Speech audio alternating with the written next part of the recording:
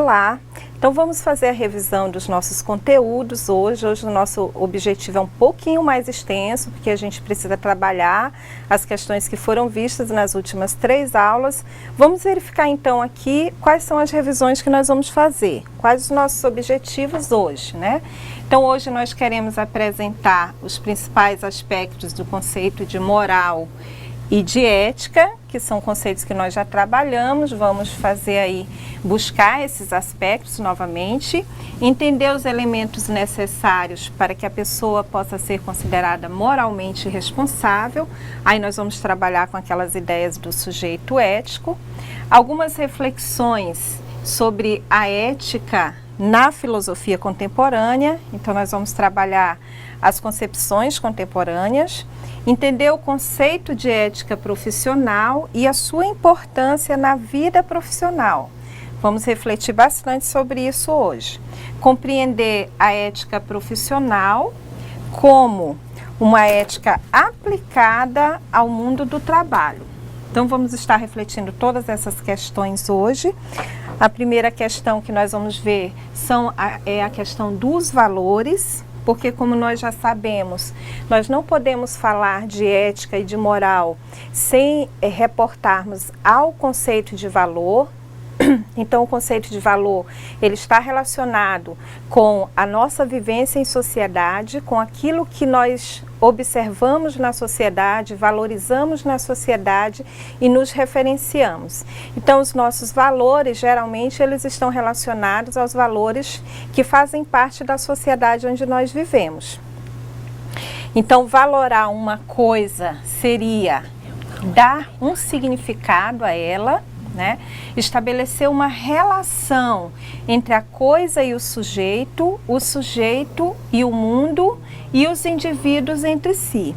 Então, quando nós falamos em valorizar algo, nós estamos falando de algo, alguma coisa, né? Como está no nosso slide, que traz um significado para nós, na nossa relação com as outras pessoas e também quando nós refletimos sobre nós mesmos, os nossos desejos, as nossas vontades, as nossas escolhas. Geralmente essas escolhas ocorrem, por quê? Porque nós nos referenciamos a algo que nós valorizamos. Por exemplo, nós valorizamos estar junto com a família, nós valorizamos dar um conforto para a nossa família, nós valorizamos estar em paz em sociedade. Então a gente vai buscar todas as possibilidades, todos os conceitos, todas as crenças e os valores que possibilitem essa boa convivência. Dessa maneira, nós vamos atribuir um significado, uma referência. Dessa maneira, esse significado passa a orientar as nossas atitudes. Então, como nós já falamos, as nossas atitudes, elas vão estar relacionadas com a escolha que nós vamos fazer, com os nossos valores, certo? Então, nós podemos verificar aqui no conceito de moral. Qual é a relação que a gente vai ver aqui no conceito de moral com o conceito de valores que nós vimos? Porque a moral é o quê?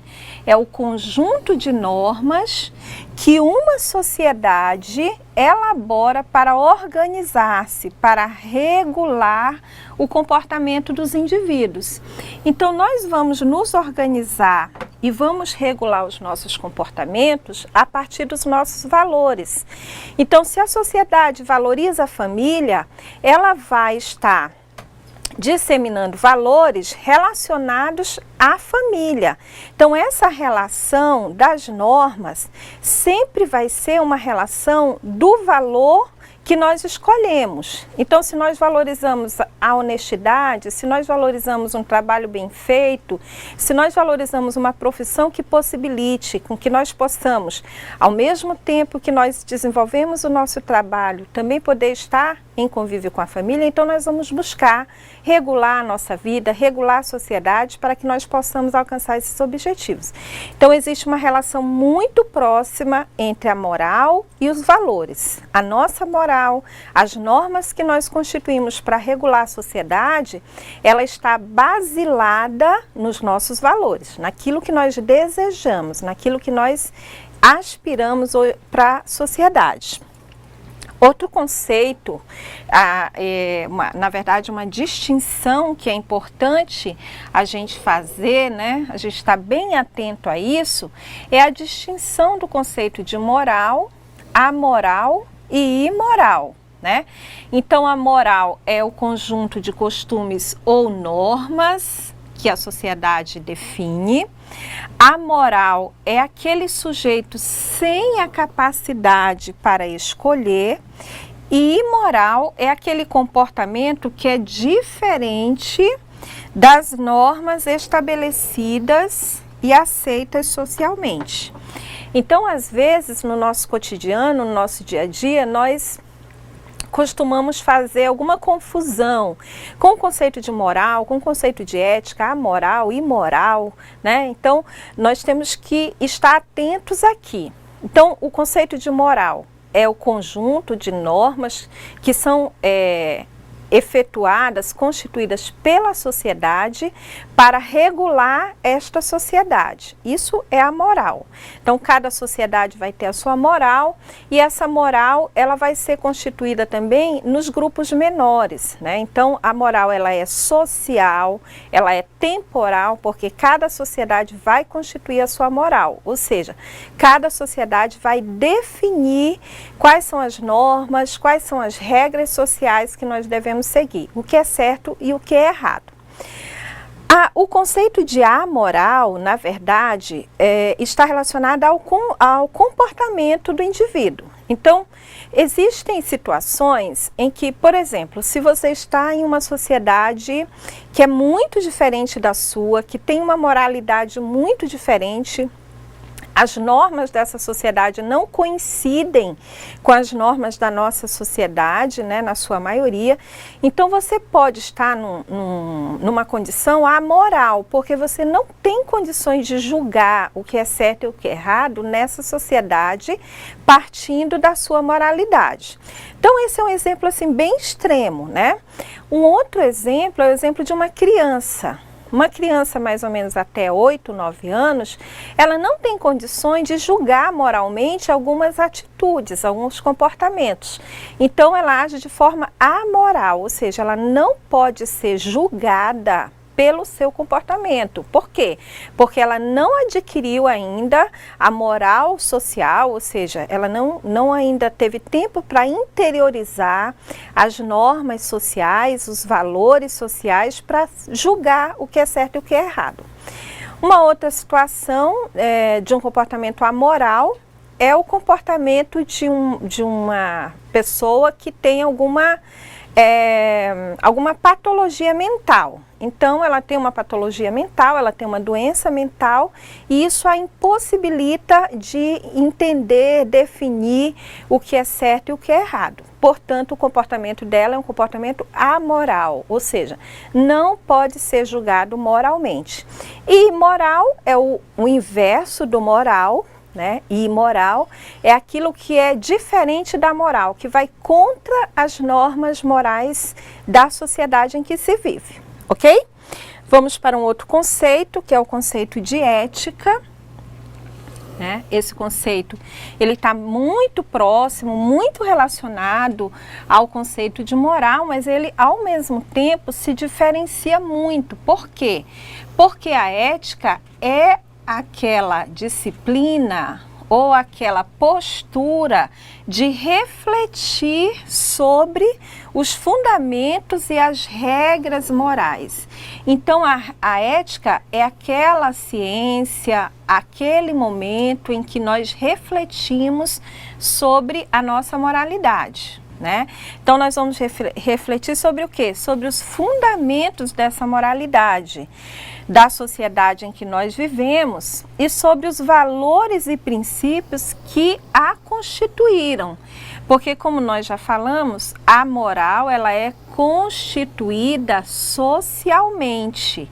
É a sociedade que vai constituir a moral social. E quando nós falamos de ética, nós estamos falando nesse momento em que nós vamos o quê? Refletir sobre essa moral. Tentar buscar os princípios dessa moral, tentar buscar os fundamentos dessa moral. É quando nós fazemos aquela pergunta, né? Por quê? Por que eu devo agir de uma forma e não de outra? Quando, né, também, quando eu devo agir de uma forma e não de outra? Quando essas perguntas ou qualquer questionamento surge na nossa mente, quando nós estamos em uma determinada situação e surge a dúvida, mesmo que nós tenhamos acesso à moral social, então, desde pequenininho lá, né, os nossos pais, os nossos tios, professores, eles vêm nos informando o que é certo, o que é errado, o que é bom e o que é ruim. Mesmo assim, existem situações em que você precisa refletir. Você não consegue encontrar a resposta imediatamente, né? Você tem que buscar um fundamento para a sua ação. Um exemplo que nós trouxemos e que eu vou trazer novamente, que eu acho que é um exemplo bem interessante, é quando, né, numa propaganda que nós assistimos, que passou muito, foi veiculada na televisão, 2 funcionários de uma empresa estão numa determinada situação e um deles fala, olha, se nós ficarmos com determinado objeto da empresa, ninguém vai perceber, nós podemos ficar com ele tranquilamente. Então um deles para, né, olha sério para o outro e fala, ninguém vai perceber? Não, eu vou perceber. Por quê? Porque ele se reportou ao quê? À sua moralidade, aos princípios dessa moralidade. Qual foi o princípio que ele se reportou? Eu não vou ficar porque isso é ilícito, isso é errado, é um roubo, eu não roubo, eu só fico com aquilo que é meu. Eu não pego o que é de outras pessoas, né? Mesmo que ninguém esteja vendo, esse é o meu princípio, esse é o meu comportamento, é a minha conduta moral. Então, é nesses momentos que muitas vezes você precisa refletir, não, mas por que eu vou fazer isso? Só porque ninguém está vendo? Mas isso é certo? Então, uma outra reflexão que nós podemos trazer, eu posso fazer, né? A pergunta, eu posso fazer? Posso, mas eu devo fazer? Aí é que está a questão da ética, no dever. Não é porque eu posso, não é porque eu quero. É eu devo fazer, essa é a pergunta fundamental da ética, né?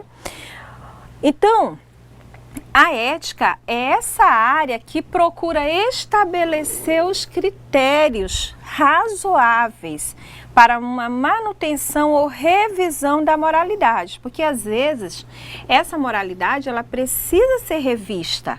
Não é porque ela está estabelecida que ela tem que persistir, né? Se de repente nós visualizamos uma situação em que essa moralidade estabelecida precisa mudar, nós temos que refletir sobre ela. É o exercício voluntário. Isso aqui é muito importante para nós entendermos o conceito de ética, gente. O exercício voluntário da busca de princípios e valores para a nossa conduta moral. Então, vejam que esse slide está muito esclarecedor, né? No primeiro tópico aí, ele está dizendo o quê? Que nós temos que estabelecer os critérios, observar se a moralidade estabelecida está atendendo aos princípios que nós temos como corretos, princípio de honestidade, né, de fidelidade, de humanidade, de direitos humanos, o princípio da vida. Entre todos os princípios, o mais importante é o princípio da vida, né? Esse princípio ele vai nos abrir um leque para a maioria dos princípios.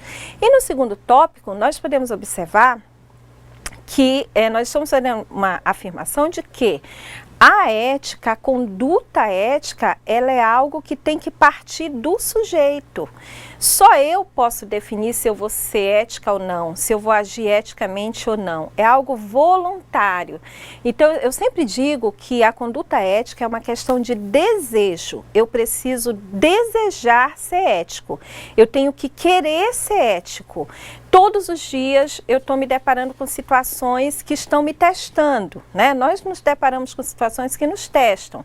Então, todos os dias eu tenho que repetir. Eu quero ser ético, eu desejo ser ético, por isso eu vou estar buscando princípios para manter essa eticidade. Ninguém nasce ético e ninguém é ético para sempre, a não ser que queira ser ético. É uma questão de atitude, de vontade, de desejo. Então, eu acho que esse slide aqui nos trouxe muitas informações importantes. O outro slide aqui é o que vai falar do sujeito ético ou moral. Então, vejam, nós vamos ver aqui os critérios que vão definir esse sujeito ético e moral. E esses critérios, eles estão muito relacionados ao que nós acabamos de falar, né? Então, o primeiro critério é ser consciente de si. Então, para que eu seja consciente de mim, eu tenho que querer. Veja o que nós falamos. Eu tenho que querer buscar essa consciência. Eu preciso ser dotado de vontade, né? O que seria essa vontade?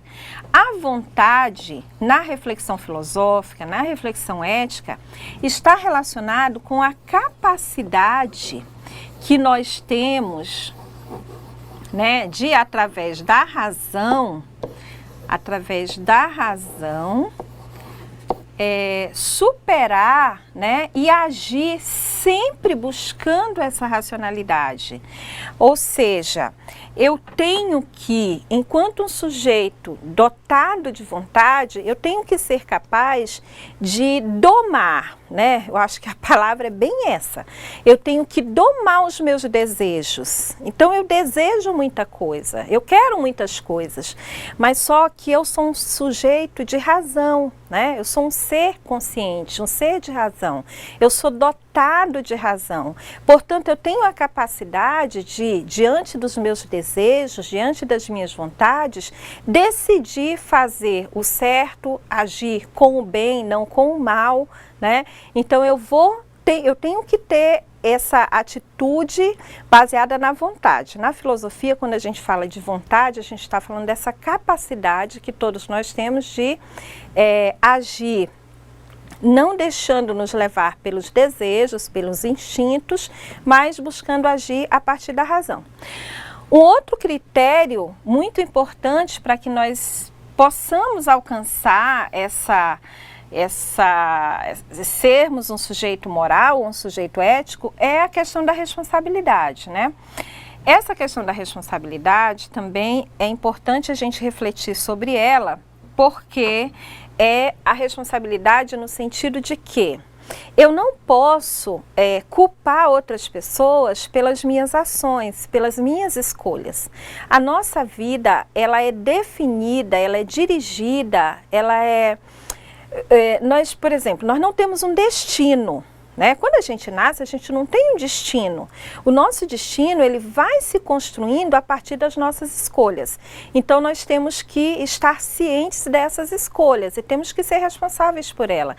Eu não posso dizer, bom, a minha vida está assim, eu estou sofrendo por causa da minha mãe, que não me deixou fazer isso, do meu marido, do meu tio, dos meus filhos. Não, você fez as suas escolhas. Então, o sujeito ético, ele nunca vai jogar responsabilidade para outros, quando, na verdade, a escolha foi dele. Outro critério fundamental é o critério da liberdade, né? Todos nós somos livres. Por sermos livres, nós temos a capacidade de nos autodeterminar, o que nós falamos, né? São as escolhas que nós fazemos. Cada um faz as suas escolhas e nesse momento nós estamos nos autodeterminando, dando a si mesmo as regras de conduta. Então, apesar de nós termos a moral, nós vamos definir, né, nós vamos estar o tempo todo definindo qual vai ser a nossa conduta. Ainda falando do sujeito moral, nós temos também essa situação da moral heterônoma e da moral autônoma, né? Então, o sujeito ético, ele sempre vai ser aquele sujeito que vai agir a partir de uma moral autônoma. Ele não vai ser o sujeito que vai agir a partir da moral heterônoma. Hétero quer dizer outro, diferente, e nomos, lei. ou seja, aquele sujeito que age em função do outro, por punição ou por recompensa. Então, o sujeito ético é aquele sujeito que tem uma autonomia na sua moral. Quem é o sujeito heterônomo, né, que não tem autonomia na sua moral? É aquele sujeito que sempre precisa que alguém esteja de olho nele, né? Então, nas empresas, tem que ter uma câmera na sala para garantir que as pessoas não vão fazer coisas erradas, não vão parar de trabalhar, né? Não vão incorrer em nenhum ilícito. Imagina, né, que sociedade nós vivemos. Nós precisamos de câmeras para as pessoas fazerem o que é o certo. Por quê? Porque a maioria das pessoas age a partir dessa moral heterônoma. Se ninguém estiver olhando, ela vai incorrer no erro, ela não vai refletir, ela não vai buscar a moral e nem os princípios para a sua ação. Então, o heterônomo é aquele que precisa do outro para garantir a sua conduta moral, e o heterônomo e o autônomo é aquele que por si só busca uma conduta moral pelos seus próprios princípios. Como que se dá, então, a construção dessa personalidade moral, né? Muitos refletem sobre isso, né? Nós temos o psicólogo Kohlberg que faz essa reflexão e ele traz para a gente 3 níveis de moralidade. O primeiro nível é o que ele chama de nível pré-convencional. O segundo nível é o nível convencional e o terceiro, o pós-convencional. No nível pré-convencional é aquilo que nós acabamos de falar. São aqueles indivíduos que agem a partir de uma moral heterônoma. Eles sempre precisam de outros para lhes dizerem o que devem fazer. No nível convencional, é um nível um pouquinho mais elevado, muito importante para a nossa sociedade. A maioria de nós vive nesse nível, que é o nível convencional. Por quê? Porque nós estamos sempre agindo a partir das expectativas interpessoais. Então, esse nível convencional que nós vivemos é um nível em que, por exemplo, nós temos as leis, nós temos as normas, os códigos de ética das empresas. Então, a gente mais ou menos age com autonomia moral, só que a nossa autonomia moral está atrelada a essas leis, a esses códigos de ética, às relações interpessoais. Então eu vou fazer a coisa certa porque eu vou ser julgado pela minha família, eu vou ser julgado pelo meu marido, pelos meus filhos. Eu não posso fazer isso porque o que meus filhos vão pensar? Eu não posso fazer isso porque o que os meus colegas de trabalho vão pensar? Então, não é uma autonomia total, né? Vocês podem perceber que ainda existe uma referência ao outro na minha ação. Eu não faço isso porque eu acredito que isso seja o certo. Mas eu também não preciso que ninguém esteja ali de olho em mim, me fiscalizando. Mas quando eu ajo, eu penso no outro, né? Eu penso, e se descobrirem? E se... o e se. Então, o nível convencional é esse nível do e se, né? E se alguém descobrir? E se alguém souber? Não, eu não vou fazer a coisa errada porque se alguém souber. Esse é o nível convencional. No nível pós-convencional, aí sim, né? Aí nós chegamos no nível que é o ideal de uma sociedade democrática, de uma sociedade humana. É o mais alto nível da moralidade e poucas pessoas são capazes de atingi-lo.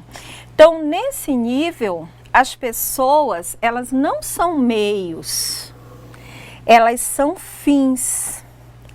As leis e os sistemas que são injustos, né, e nós sabemos que são injustos, precisam ser modificados. Então, nesse nível, eu não vou pensar nas pessoas a partir, por exemplo, eu não vou fazer isso porque e se? Não, eu vou fazer todas as minhas ações, as minhas condutas, elas vão ser pensando no outro, mas enquanto seres humanos, né?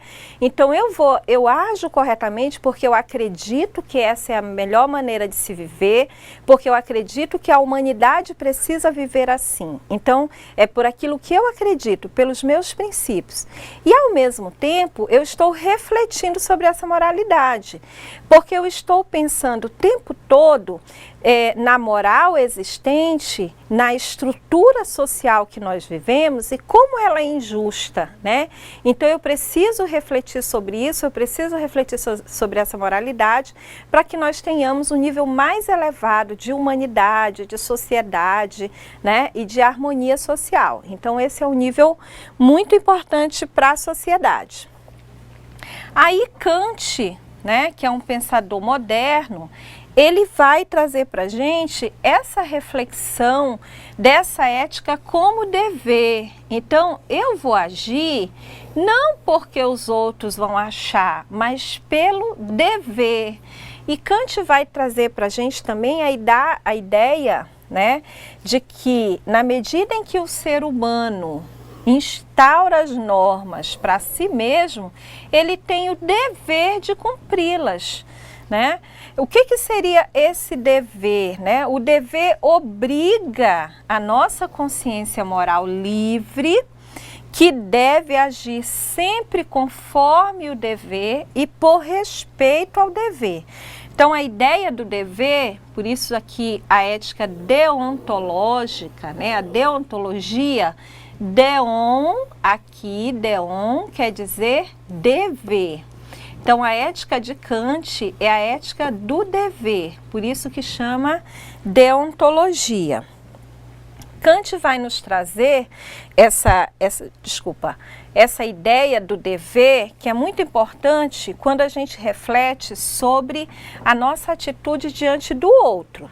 Então, nós vamos trazer a reflexão kantiana do dever em relação à nossa atitude diante do outro, trazendo a ideia do nível pós-convencional, né? Do nível mais alto da moralidade, no qual eu tenho o outro como um fim e não como um meio, né? Como que é isso? Bom, um exemplo de agir com o outro como um meio, como muitas vezes alguns políticos fazem, né? Eles buscam as pessoas, mas trazem todo um discurso de que vão lutar pelos direitos da população, quando na verdade eles estão usando o povo como um meio para alcançar o poder. E quando eles chegam no poder, eles não veem as pessoas como um fim, porque o poder tem como fim a sociedade. A finalidade é o bem para a sociedade, não para si. Então, Kant traz essa ideia do agir conforme o dever e não usar os outros como meio, mas como fim. Essa é uma teoria moderna. Agora, nós trazemos aqui a ética do discurso, que é uma das concepções éticas contemporâneas. Essa ética, ela vai estar se definindo a sua concepção na nossa capacidade de democraticamente analisar, discutir, ponderar e estabelecer os nossos valores e as nossas regras de convivência, né? Então, a moralidade, ela tem que ser estabelecida pelo consenso. Olha, isso é muito importante. Sem a dominação de uns sobre os outros. Então, a ética do discurso, que é uma ética contemporânea, ela vai nos dizer o quê? Né? Qual é a reflexão dessa concepção ética do discurso? Que, para que nós possamos viver em sociedade, nós precisamos nos comunicar.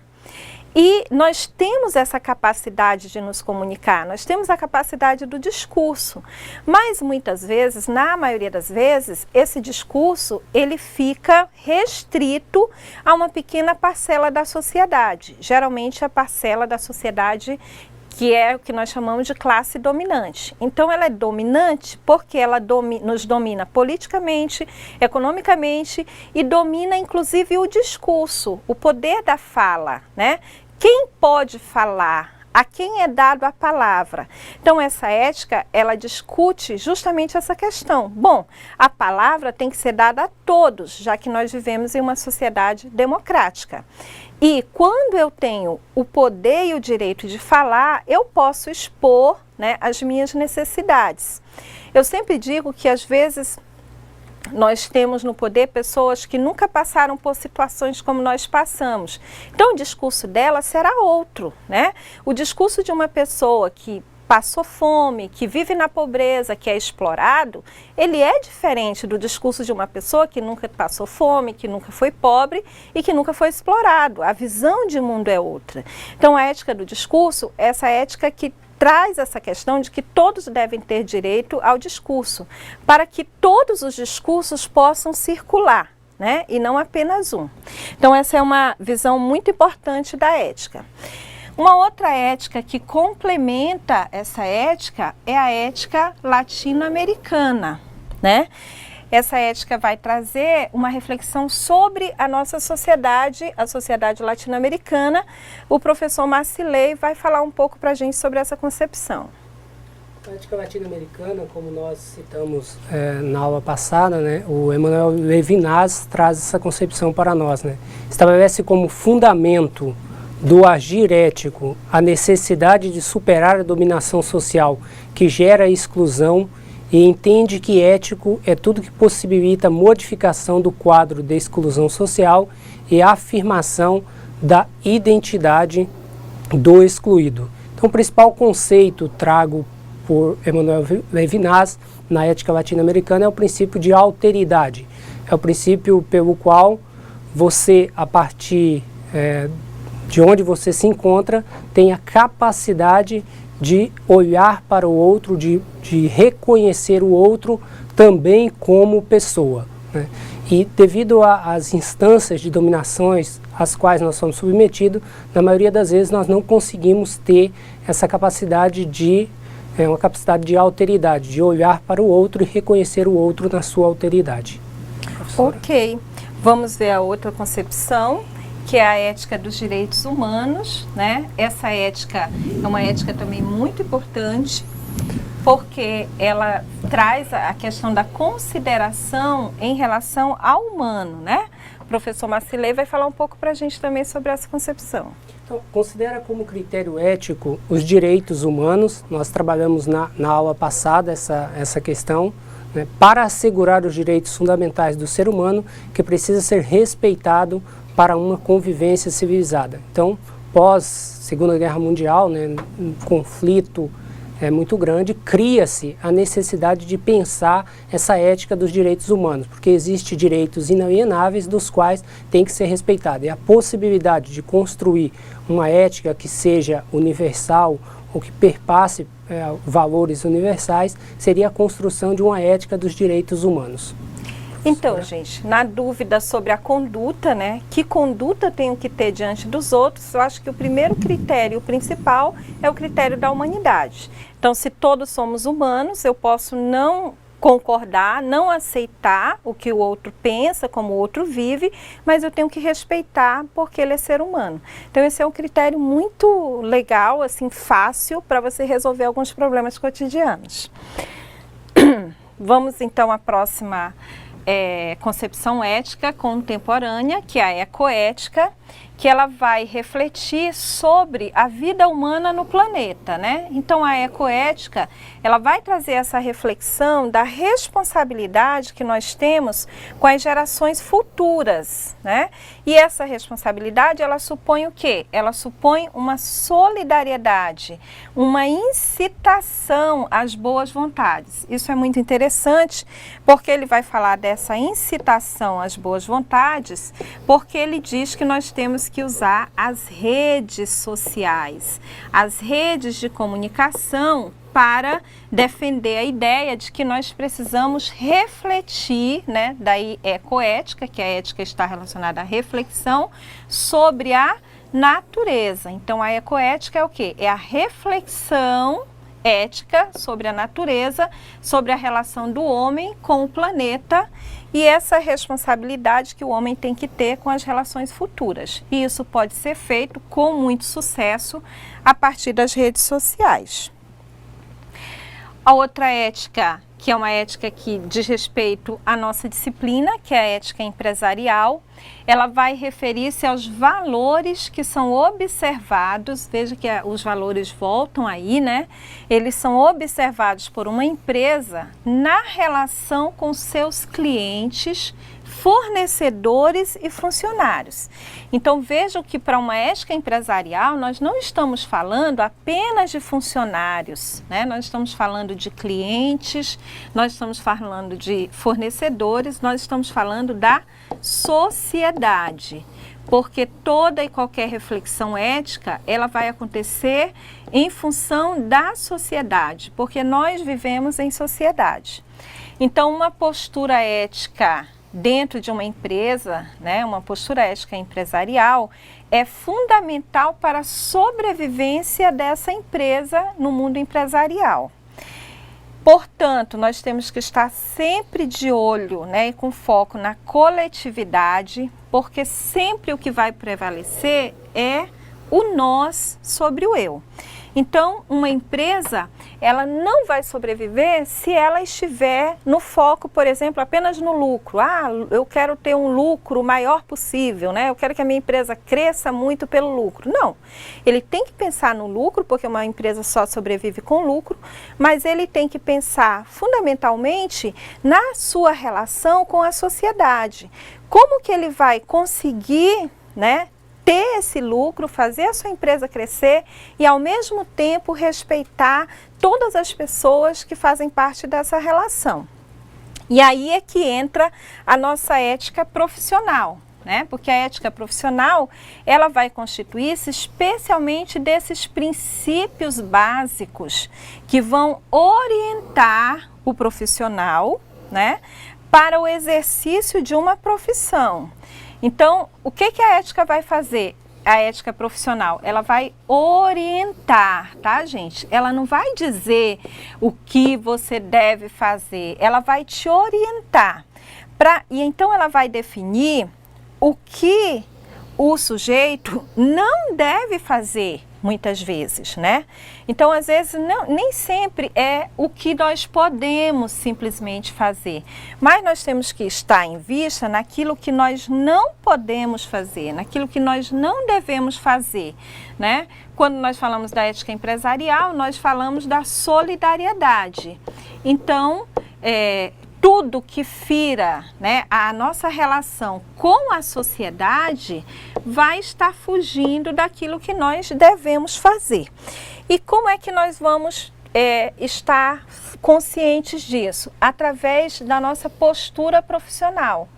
E qual é a principal postura? É valorizar a profissão e bem servir aos que dela dependem.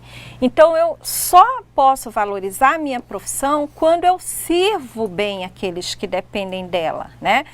E para que eu possa servir bem, eu tenho que ter uma formação profissional, uma formação técnica, que é isso que nós estamos buscando aqui. Esse, gente, é a primeira atitude ética de um profissional, é a sua formação. Então, o profissional ético é aquele profissional que tem iniciativa, que tem condições de deliberar o que é bom e propor inovações dentro da sua empresa.